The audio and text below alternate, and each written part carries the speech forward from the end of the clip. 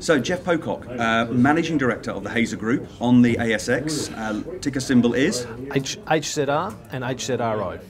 Excellent. Now, tell me a bit about you and why you're excited in your role as Managing Director, because it's a tough job, and also what the business is all about. Okay. So, Hazer is a commercialisation entity. We set up the company to be the commercialisation entity for the Hazer process, a clean tech chemical engineering process that came out of the University of WA. My background, I've spent the last 20 years in commercialisation of technology. My first degree was in chemistry, and I saw this process when I was working with the team at UWA, and I thought, this has got legs. This is something that we can really do something with.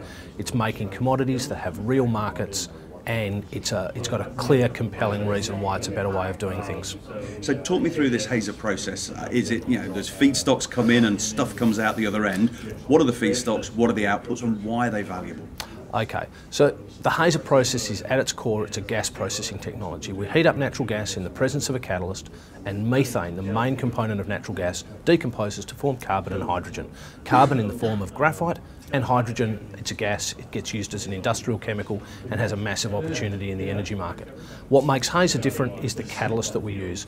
We use a low-cost catalyst that affects and drives the economics of the process, makes it a cost-effective way of targeting these markets. In terms of markets then, if the outputs are hydrogen and graphite, I've heard a lot about how graphite is big because of batteries. What's the opportunity for both hydrogen and graphite? Okay, so graphite absolutely is getting a lot of interest, especially around the battery market. There's 10 times to 20 times more graphite in a lithium-ion battery than there is lithium. So it's a massive opportunity as that market grows, and we're seeing batteries in all of your electronic devices, mobile phones, iPads, and electric vehicles and the home batteries. So massive opportunity in batteries for the graphite market. But people don't know that the hydrogen market is 10 times bigger. Hydrogen is a $100 billion, billion with a B, dollar industrial chemical, and that's before we start considering the growth opportunities for hydrogen as it goes into the energy market. We're seeing hydrogen powered cars becoming commercially available in Australia and Japan, in the US and Europe.